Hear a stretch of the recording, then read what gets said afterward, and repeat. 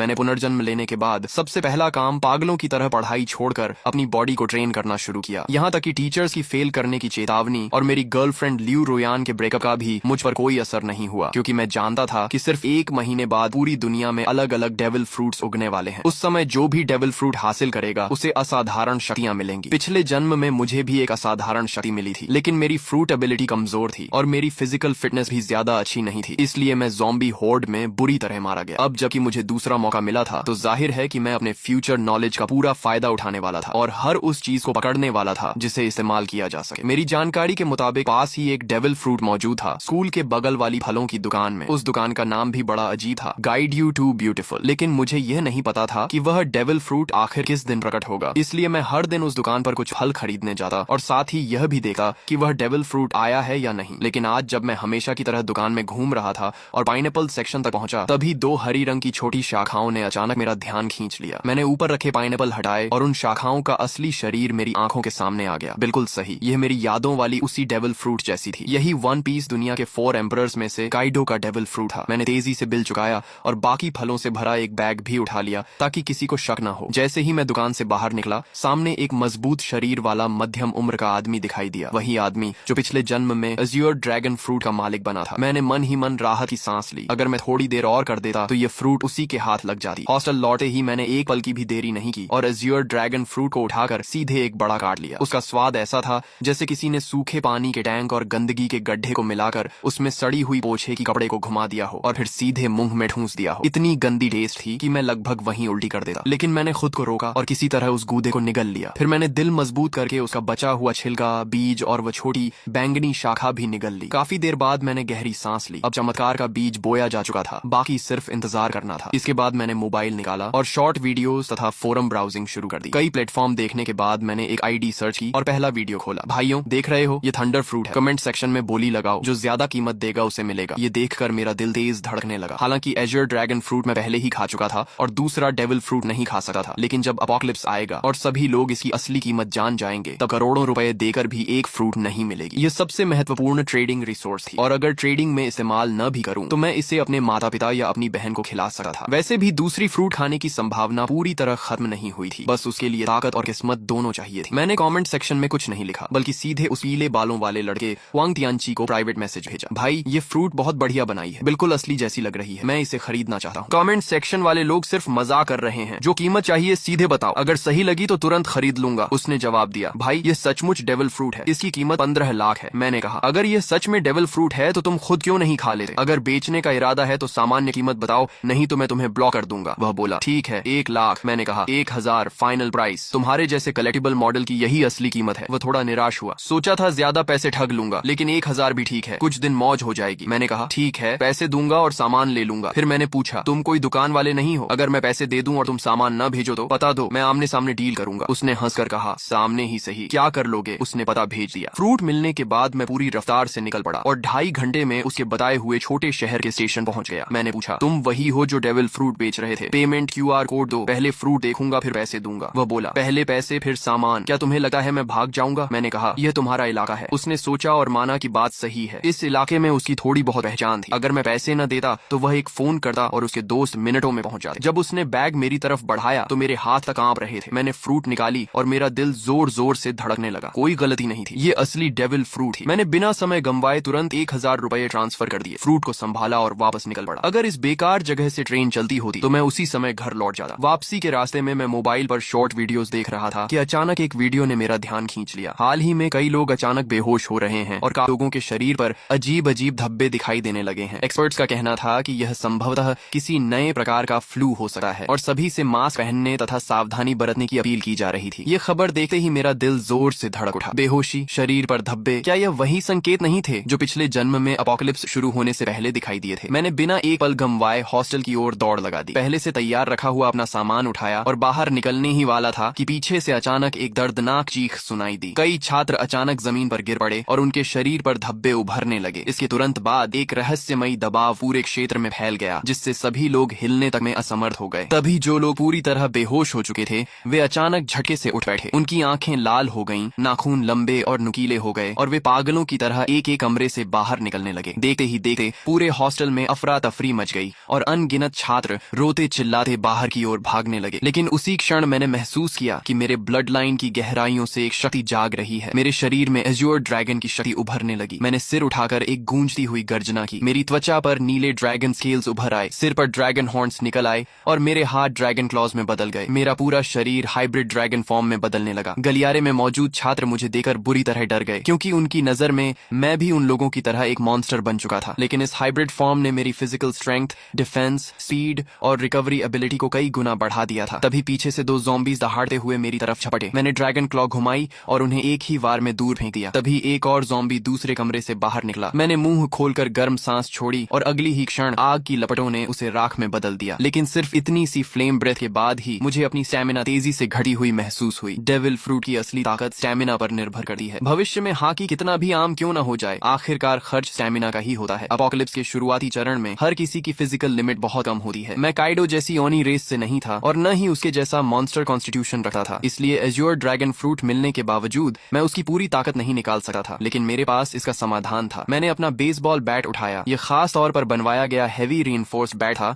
जो ज़ॉम्बी के सिर कुचलने के लिए बिल्कुल परफेक्ट था। मैंने बैट घुमाया और उस पर बिजली की लहरें दौड़ने लगी। एज्योर ड्रैगन फ्रूट हवा, आग और बिजली तीनों एलिमेंट्स को कंट्रोल कर सकता था। भले ही इसकी ताकत लोजिया फ्रूट्स जितनी न हो, लेकिन अटैक एनहांस करने के लिए यह काफी थी। मैं गलियारे में ज़ॉम्बीज का सफाया करता हुआ आगे बढ़ता गया और जल्दी ही बाकी छात्रों का ध्यान मेरी तरफ गया। लगातार ज़ॉम्बीज को खत्म करने की वजह से उन्हें भागने और सांस लेने का मौका मिल रहा था। बिजली से घिरा मेरा बेसबॉल बैट सचमुच थंडर बागवा जैसा लग रहा था। लगभग हर ज़ॉम्बी मेरे सामने एक ही वार में खत्म हो रहा था। लेकिन मैं इस कत्लेआम के रोमांच में नहीं डूबा। लड़ते हुए मैं तेजी से नीचे की ओर बढ़ता रहा। मेरा पहला लक्ष्य था किसी भी कीमत पर घर पहुंचना, ताकि इस जन्म में मेरे माता पिता और मेरी छोटी बहन को फिर कभी अपमान और अत्याचार न सहना पड़े। दूसरा लक्ष्य था जितनी जल्दी हो सके 100 ज़ॉम्बीज मारना, क्योंकि जो व्यक्ति अकेले 100 ज़ॉम्बीज खत्म करता उसके लिए डिवाइन स्पेस खुल जाती थी। वहां से मैं 3 कलर हाकी की ट्रेनिंग मेथड प्राप्त कर सकता था और अपनी ताकत तेजी से बढ़ा सकता था। एज्योर ड्रैगन उड़ सकता था, लेकिन मेरी मौजूदा स्टैमिना इतनी नहीं थी कि मैं उड़कर घर पहुंच सकूं। इसलिए मैं लोहे के बैट को घुमाते हुए एज्योर ड्रैगन वॉर गॉड की तरह आगे बढ़ता गया। मेरे पीछे बड़ी संख्या में छात्र जमा हो गए जो मेरे पीछे पीछे निकलना चाहते थे, लेकिन उन्हें नहीं पता था कि अपोकलिप्स में कहीं भी सेफ प्लेस नहीं होती। कई बार हॉस्टल का दरवाजा बंद करके अंदर छिपे रहना ज्यादा समय तक जिंदा रख सकता था। जब मैं हॉस्टल से बाहर निकला तो नीचे का दृश्य देखकर मेरी आंखें सिकुड़ गईं। यह स्कूल कभी एक मास ग्रेवयार्ड हुआ करता था। कैंपस में यह अफवाह मशहूर थी कि यहाँ यिन एनर्जी बहुत ज्यादा है और इसी वजह से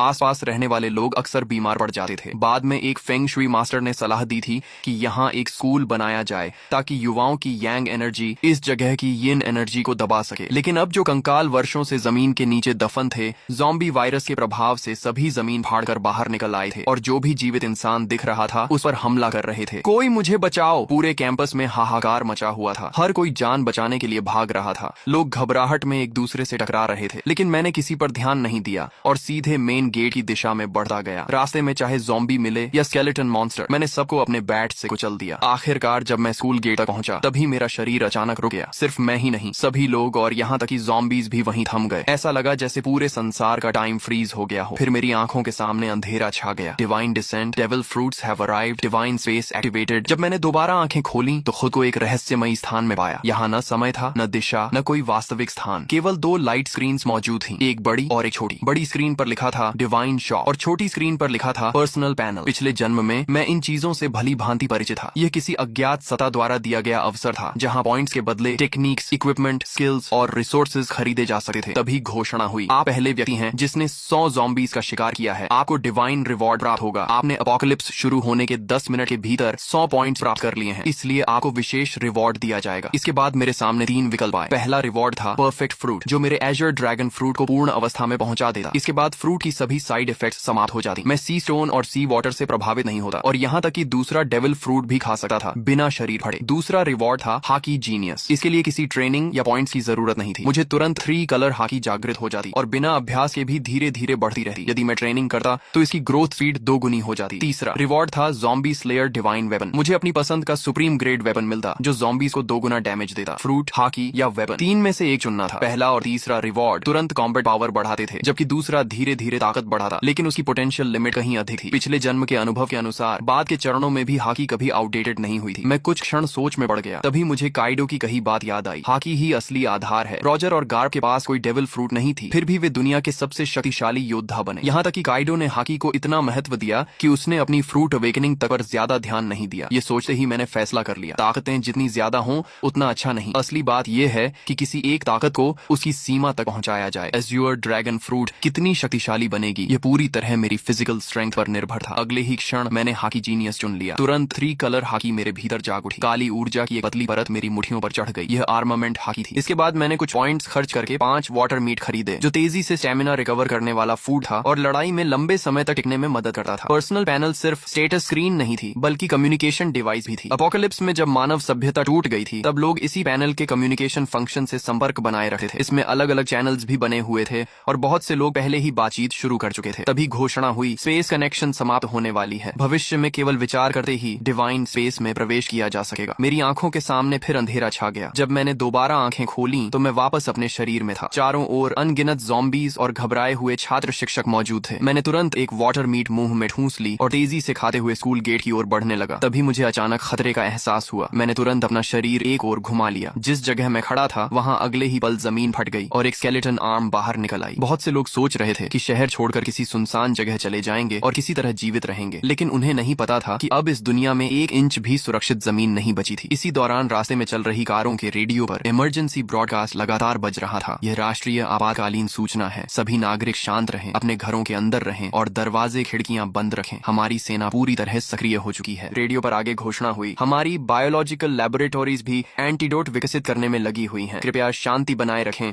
और घबराहट में कोई गलत कदम न उठाएं। लेकिन मैं जानता था कि सच्चाई इससे कहीं ज्यादा भयावह है। ज़ॉम्बी वायरस की पहली लहर हवा के जरिए फैलती थी और जिन लोगों की फिजिकल कॉन्स्टिट्यूशन कमजोर होती थी वे सबसे पहले संक्रमित होते थे। इसी वजह से हॉस्पिटल्स और ओल्ड एज होम्स संक्रमण के सबसे बड़े केंद्र बन गए थे। अपोकलिप्स शुरू होने के बाद वायरस का मुख्य संक्रमण तरीका ब्लड ट्रांसमिशन बन जाता था। ऐसी स्थिति में सेना के जवान, जिनकी फिजिकल फिटनेस सबसे अच्छी होती थी, उनके संक्रमित होने की संभावना बहुत कम रहती थी। इसलिए अपोकलिप्स की शुरुआत में मिलिट्री अभी भी कुछ हद तक प्रभावी रहती थी, लेकिन मैं जानता था कि यह ज्यादा समय तक नहीं चलेगा। अगर सेना तेजी से ज़ॉम्बीज को खत्म करना चाहती तो उसे गन्स और अन्य फायर आर्म्स का इस्तेमाल करना पड़ता, लेकिन ऐसा करने पर उन्हें पॉइंट्स नहीं मिलते। पॉइंट्स के बिना वे मजबूत नहीं बन सकते थे। दूसरी तरफ ज़ॉम्बीज लगातार विकसित होते जाते और आखिरकार ऐसे स्तर पर पहुंच जाते जहां सामान्य फायर आर्म्स भी उनके सामने बेअसर हो जाती। जैसे जैसे ज़ॉम्बीज मजबूत होते, सेना कमजोर पड़ती जाती और समाज का पतन तेजी से होने लगा। इसलिए इस अपोकलिप्स में असली उम्मीद सिर्फ एक ही थी, हर इंसान को योद्धा बनना होगा और खुद ज़ॉम्बीज से लड़ना होगा। यह एक ऐसी सर्वाइवल कंपटीशन थी जिसमें केवल योग्य और शक्तिशाली लोग ही आगे बढ़ सकते थे। मेरी कार तेज रफ्तार से सड़क पर दौड़ रही थी। रास्ते में अगर कोई ज़ॉम्बी सामने आ भी जाता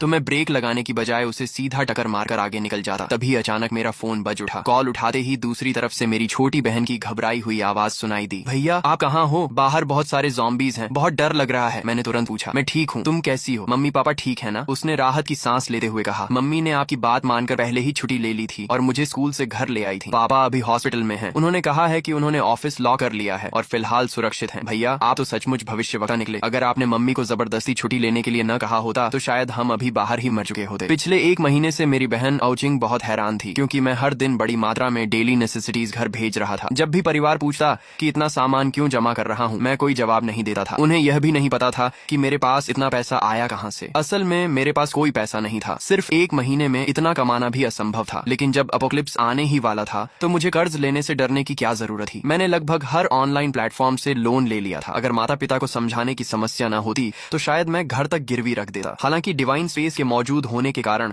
बहुत ज्यादा रिसोर्सेज जमा करने की जरूरत भी नहीं थी। यह सामान सिर्फ इमरजेंसी के लिए था। हम बात ही कर रहे थे कि सामने एक लग्जरी कार अचानक रास्ते में कूद पड़े ज़ॉम्बी से बचने की कोशिश में पलट गई। उसी पल एक भयानक चेन कलिजन शुरू हो गई। पीछे आ रही कई गाड़ियां एक दूसरे से टकरा गईं और कुछ ही सेकंड में सड़क पर तबाही मच गई। कई लोग वहीं मारे गए, लेकिन मैं पहले से जानता था कि ऐसा होगा। अब रुकना संभव नहीं था। मैंने तुरंत अपना बैकपैक और बेसबॉल बैट पकड़ा, एज्योर ड्रैगन फॉर्म में बदल गया और कार की छत तोड़कर सीधे आसमान में उड़ गया। बादलों और धुंध ने मेरे विशाल ड्रैगन बॉडी को ऊपर उठाया और मैं तेजी से आसमान की ओर बढ़ गया। यह चमत्कारी दृश्य देखकर सड़क पर मौजूद सभी लोग स्तब्ध रह गए। पहले से भयानक कार एक्सीडेंट अब और भी ज्यादा अराजक हो गया, लेकिन मुझे नीचे हो रहे हंगामे से कोई मतलब नहीं था। मैं सीधे बादलों के बीच घुस गया और अपने घर की दिशा में उड़ने लगा। बीच बीच में मैं बैकपैक से वाटर मीट निकाल कर खाता ताकि स्टेमिना रिकवर होती रहे। मेरी मौजूदा ताकत इतनी नहीं थी कि मैं लगातार लंबे समय तक उड़ सकूं। आखिरकार जब सारी वाटर मीट खत्म हो गई तो मुझे जमीन पर उतरना पड़ा और मैं वापस ह्यूमन फॉर्म में बदल गया। मैंने आसपास नजर दौड़ाई। फिलहाल वहां कोई ज़ॉम्बी दिखाई नहीं दे रहा था। मैंने तुरंत डिवाइन स्पेस में प्रवेश किया और फिर से 5 वाटर मीट एक्सचेंज कर ली और उन्हें बैकपैक में भर लिया। इस समय मेरे बैकपैक में सिर्फ 5 वाटर मीट और एक थंडर फ्रूट थी। एक वाटर मीट खाने के बाद मैंने दोबारा उड़ान नहीं भरी, क्योंकि वाटर मीट स्टेमिना तो रिकवर कर सकती थी, लेकिन अगर लगातार उसी पर निर्भर रहा जाए तो स्टेमिना कंजम्पशन और तेज हो जाती थी। साथ ही मेंटल फटीग को यह बिल्कुल रिकवर नहीं कर सकती थी। मैंने मैप खोला और अपनी स्थिति देखी। मुझे किसी हाईवे तक पहुंचना था और वहां से एक व्हीकल हासिल करनी थी। दिशा तय करने के बाद मैं फिर से एज्योर ड्रैगन में बदल गया। इस बार मैं सिर्फ 10 मिनट तक उड़ा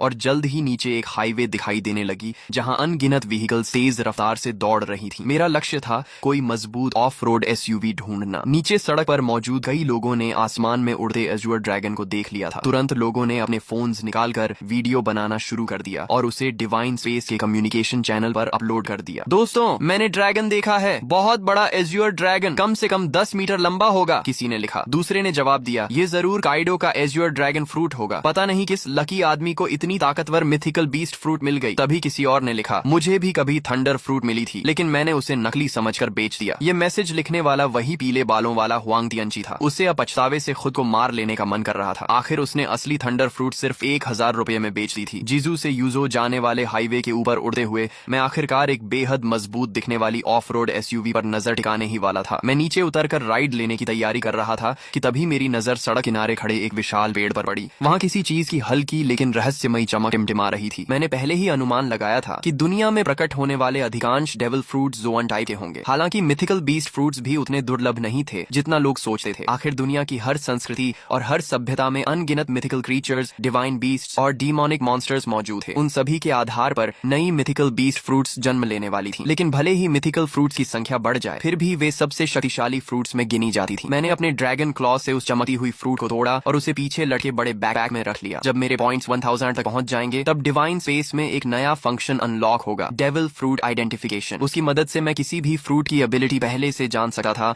और किसी बेकार फ्रूट को खाने से बच सकता था। हालांकि यह सुविधा बहुत महंगी थी। हर आइडेंटिफिकेशन के लिए पूरे 1000 पॉइंट्स खर्च करने पड़ते थे। मैं दोबारा उस ऑफ रोड एसयूवी का पीछा करने ही वाला था कि अचानक आगे चल रहा एक बड़ा ट्रक बुरी तरह पलट गया। उसी पल उसके अंदर से 3 ज़ॉम्बीज बाहर निकले और आसपास की गाड़ियों पर हमला करने लगे। लेकिन उस समय किसी के पास रुकने का साहस नहीं था। एक ड्राइवर ने एक्सेलरेटर पूरी ताकत से दबाया और सीधे ज़ॉम्बीज के ऊपर गाड़ी चढ़ा दी। फिर वह गाड़ी को दाएं बाएं घुमाकर ज़ॉम्बीज को गिराने की कोशिश करने लगा। उसकी इस हरकत ने तुरंत एक और चेन एक्सीडेंट पैदा कर दिया। मैंने उधर सिर्फ एक नजर डाली और फिर पलटे हुए ट्रक के पास उतर गया। ह्यूमन बीस्ट फॉर्म में बदलकर मैंने ट्रक के किनारे को पकड़ लिया और एज्योर ड्रैगन की विशाल शक्ति का इस्तेमाल करते हुए उसे जबरदस्ती सीधा खड़ा कर दिया। एज्योर ड्रैगन फ्रूट द्वारा दी गई स्ट्रेंथ वास्तव में भयावह थी। इसके बाद मैं ट्रक के अंदर घुसा और खुद उसे चलाने लगा। जब धीरे धीरे मुझे एहसास हुआ कि वे सभी मेरी ट्रक के पीछे पीछे चल रही हैं। मैंने रियर व्यू मिरर में यह दृश्य देखा, लेकिन मुझे इससे कोई फर्क नहीं पड़ा। जब तक वे मेरे काम में रुकावट नहीं डालते, उन्हें मेरे पीछे आने से कोई समस्या नहीं थी। रास्ते भर बार बार एक्सीडेंट्स होते रहे। मैं समय समय पर ट्रक से उतरता, ज़ॉम्बीज को खत्म करता और सड़क साफ करता। तभी एक मोटा और अमीर दिखने वाला मध्यम उम्र का आदमी मुस्कुराते हुए मेरे पास आया और बोला, अगर आप मेरी सुरक्षा करेंगे तो मैं आपको जितना पैसा चाहिए उतना दे सकता हूँ। मैंने उसकी तरफ ठंडी नजर से देखा और कहा, एक कदम और आगे बढ़ाया तो मरोगे। वह आदमी इतना डर गया कि अनजाने में वहीं घुटनों के बल बैठ गया। उस समय मेरी ड्रैगन फॉर्म और उससे निकल रही किंगली ऑरा उसे ऐसे महसूस हो रही थी जैसे उसके सामने कोई सर्वोच्च शासक खड़ा हो। मेरी हल्की सी कॉन्करर्स हाकी ने आसपास खड़े कई लोगों को डर से जड़ कर दिया। फिर भी मौत का डर इंसान से कुछ भी करवा सकता है। एक बेहद खूबसूरत मैच्योर वुमन हिम्मत करके मेरे पास आई। अपोकलिप्स के बीच भी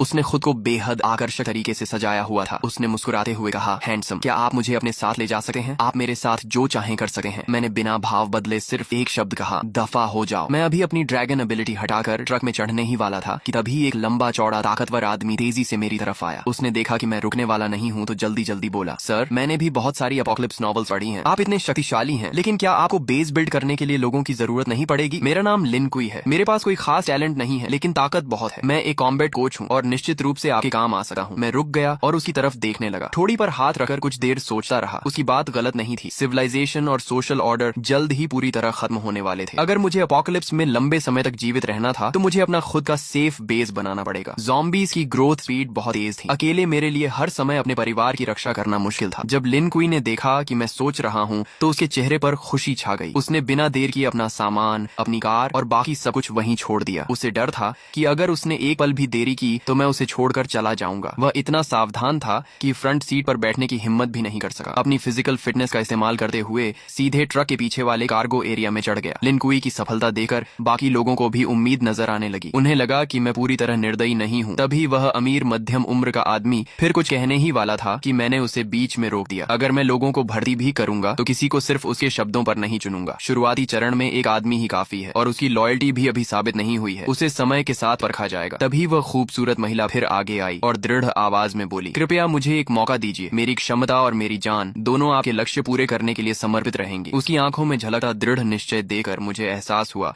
कि यह महिला साधारण नहीं है, शायद इसमें वाकई कुछ खास था। मैंने कुछ सेकंड तक उसे ध्यान से देखा और फिर कहा, गाड़ी में चढ़ जाओ। महिला खुशी से झूम उठी, लेकिन मेरी अनुमति के बिना वह भी फ्रंट सीट पर नहीं बैठी। उसने अपनी पूरी ताकत लगाकर ट्रक के पीछे वाले कार्गो एरिया में चढ़ना शुरू कर दिया। मैं यह सब देखकर मन ही मन सिर हिलाने लगा। शायद यह महिला सिर्फ एक सुंदर चेहरा नहीं थी, पीछे खड़े कई लोग भी इन दोनों की तरह मेरे साथ जाना चाहते थे। लेकिन जैसे ही मैंने हल्की सी कॉन्करर्स हाकी छोड़ी, सभी डर के मारे जमीन पर गिर पड़े। उनमें से किसी ने कांपती आवाज में कहा, हे भगवान, इस बॉस ने तो कॉन्करर्स हाकी भी जगा ली है। कुछ अनुभवी वन पीस फैंस तुरंत इस किंगली ऑरा को पहचान गए। मैं वापस ड्राइवर सीट पर बैठा और ट्रक को आगे बढ़ा दिया। करीब 2.5 घंटे की यात्रा के बाद आखिरकार मुझे सड़क किनारे एक सर्विस एरिया दिखाई दिया, लेकिन वह जगह पूरी तरह ज़ॉम्बीज़ के कब्जे में थी। रास्ते से गुजरने वाले लोग वहां फ्यूल और फूड लेने जाना चाहते थे, लेकिन वहां मौजूद ज़ॉम्बीज़ की भारी संख्या देखकर हिम्मत नहीं कर पा रहे थे। मगर मुझे इसकी चिंता नहीं थी। जैसे ही ट्रक वहां रुका, ज़ॉम्बीज़ का एक बड़ा झुंड हमारी तरफ दौड़ पड़ा। वे ड्राइवर कैबिन में तो नहीं घुस सकते थे,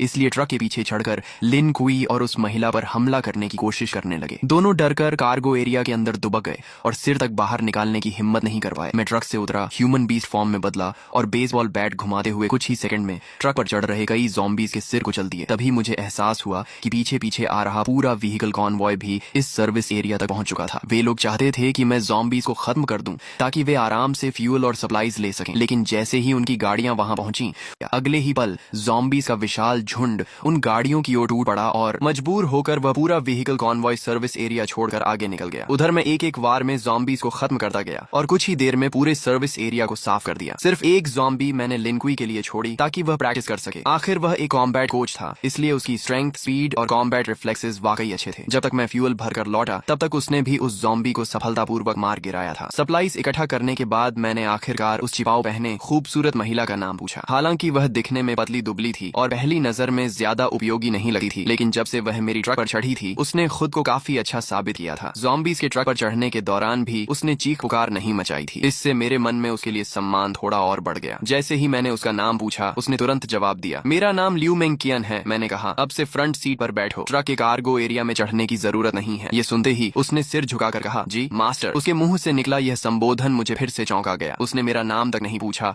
और सीधे मुझे मास्टर कहकर संबोधित करने लगी। जो व्यक्ति अपना ईगो और प्राइड छोड़ सकता है, वही एपोकलिप्स जैसी दुनिया में ज्यादा समय तक जीवित रह सकता है। थोड़ी देर बाद हम फिर से यात्रा पर निकल पड़े। रास्ते में मुझे एक बार फिर मेरी बहन आओ चिंग का फोन आया। भैया आप कहाँ हो? पापा हॉस्पिटल के ऑफिस में फंसे हुए हैं। मैंने सुना है हॉस्पिटल में सबसे ज्यादा ज़ॉम्बीज़ हैं। पापा के पास खाना पानी भी नहीं है। मुझे बहुत डर लग रहा है कि उन्हें कुछ हो न जाए। उसकी आवाज रोने जैसी हो गई थी। फोन के दूसरी तरफ मेरी माँ की आवाज भी सुनाई दी। हाउ हाउ, तुम्हारे स्कूल का क्या हाल है? तुम अपना ध्यान रखना, हम तुम्हें बचाने का कोई रास्ता ढूंढ लेंगे। मैंने कहा, माँ चिंता मत करो, मुझे काइडो का एजर ड्रैगन फ्रूट मिल गया है। डेविल फ्रूट का नाम सुनते ही आओ चिंग का डर काफी कम हो गया। हम भाई बहन पूरे 1 घंटे तक फोन पर बातें करते रहे। कॉल खत्म होने के बाद मैंने तुरंत अपने पिता को फोन किया। मैंने उन्हें बताया कि मैं अब एबिलिटी यूजर बन चुका हूँ और जल्द ही हॉस्पिटल पहुंचकर उन्हें बचा लूंगा। मैंने उन्हें सख्त हिदायत दी कि ऑफिस के अंदर छिपे रहें और बाहर निकलने की कोशिश न करें। दूसरी तरफ ऑफिस में फंसे एओ हाई भूख, प्यास और लगातार दरवाजा पीटे ज़ॉम्बीज़ की वजह से बेहद परेशान थे। वह आधी नींद और आधी बेहोशी की हालत में थे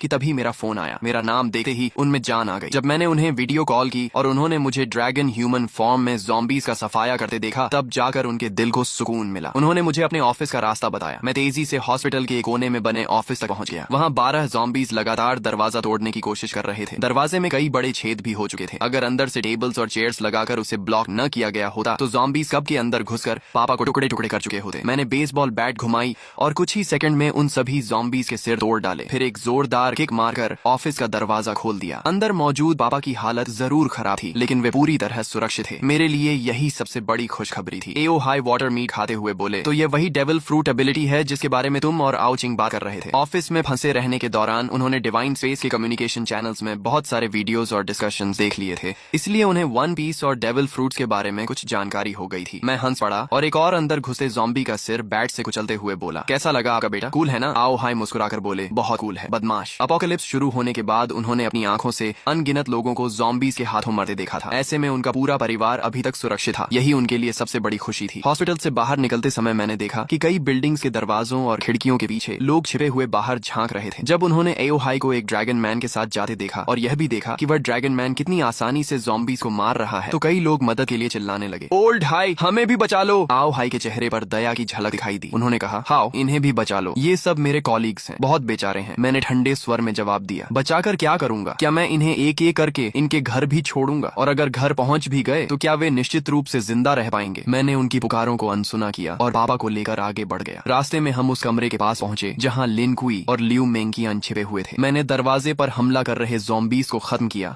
और फिर एक बार में दरवाजा तोड़ दिया। मुझे देखकर दोनों तुरंत बाहर आ गए और एक साथ बोले, मास्टर। ये सुनकर आओ हाई की आंखें फैल गईं। एक तरफ मांसपेशियों से भरा विशाल आदमी और दूसरी तरफ एक बेहद खूबसूरत महिला, दोनों मेरे सामने इतनी इज्जत से झुके हुए थे। खासकर लियू मेंकियान द्वारा मुझे मास्टर कहना उन्हें और भी अजीब लग रहा था। उनके चेहरे पर साफ लिखा था, हे भगवान, मेरा बेटा आखिर बाहर क्या क्या कर रहा है। यहाँ तक कि मेरी 2 जन्मों की मोटी चमड़ी भी थोड़ा गर्म हो गई। मैंने सामान्य बने रहने की कोशिश करते हुए कहा, ये दोनों रास्ते में मिले छोटे भाई बहन जैसे हैं। लेकिन आओ हाई की आंखें साफ कह रही थीं कि उन्हें मेरी बात पर जरा भी विश्वास नहीं हुआ। मैं और कुछ समझाने की बजाय चुप हो गया। हम सभी ट्रक तक पहुंचे। मैंने पापा को फ्रंट सीट पर बैठाया और लियू मेंकियन को फिर से कार्गो एरिया में भेज दिया। जब हम घर पहुंचे तो मेरी बहन आओ चिंग ने लियू मेंकियन को देखते ही आश्चर्य से मुंह खोल दिया। वाह, कितनी सुंदर महिला है। और अभी इसने भैया को क्या कहा, मास्टर? फिर उसने लिन कुई की तरफ देखा। और ये मसल मॉन्स्टर कौन है? अगर कोई कह दे कि यह स्पेशल फोर्सेस का सैनिक है तो भी मैं मान लूंगी। और ये भी भैया को बॉस कह रहा है। इस समय लियू मेंकियन एक परफेक्ट मेड की तरह दोनों हाथ पेट के सामने जोड़कर शांति से मेरे पीछे खड़ी थी। वहीं लिन कुई काफी असहज महसूस कर रहा था। वह मिलनसार व्यक्ति था, लेकिन यह उसके बॉस का परिवार था, इसलिए उसे समझ नहीं आ रहा था कि कैसे व्यवहार करे। आखिर मेरी माँ लियू यून ने स्थिति संभाली और मुस्कुराते हुए कहा, सबको भूख लगी होगी ना? जैसे ही उन्हें पता चला था कि मैं और पापा लौट रहे हैं, उन्होंने सोना छोड़ दिया और पूरी रात खाना बनाने में लगा दी थी ताकि हम दोनों गरम खाना खा सकें। लेकिन उन्हें यह उम्मीद नहीं थी कि मैं 2 और लोगों को साथ ले आऊंगा, इसलिए खाना थोड़ा कम पड़ रहा था। अच्छी बात यह थी कि मैंने पहले से बहुत सारे कैंड फूड्स जमा कर रखे थे। कुछ कैंस खोलकर माँ ने पूरा बड़ा डिनर तैयार कर दिया। जब मैंने देखा कि लिन कुई और लियू मेंकियन अभी भी किनारे खड़े हैं तो मैंने उन्हें भी खाने के लिए बुलाया। लिन कुई आगे बढ़ने ही वाला था कि लियू मेंकियन बोली, मुझे थोड़ा कैंड फूड दे दीजिए, मैं मास्टर के साथ एक ही टेबल पर नहीं बैठ सकती। ये सुनते ही कमरे में मौजूद सभी लोग स्तब्ध रह गए। आओ चिंग की नजरें मेरे और लियू मेंकियन के चेहरे पर बार बार घूमने लगी। फिर शरारती मुस्कान के साथ बोली, अब मैं समझ गई, इसे फ्लर्टिंग कहते हैं। उसकी बात पूरी होने से पहले ही मैंने उसके सिर पर हल्का सा नॉक मार दिया। वह दर्द से आंखों में आंसू भरकर मेरा हाथ पकड़कर काटने लगी। डिनर खत्म होने के बाद मैंने बैकपैक से 2 डेविल फ्रूट्स निकाली। मेरे पास अभी 2 डेविल फ्रूट्स हैं, एक थंडर फ्रूट है और दूसरी की एबिलिटी अभी पता नहीं है। तुम लोग इनमें से खा लो। यह सुनकर लिन कुई और लियू मेंकियन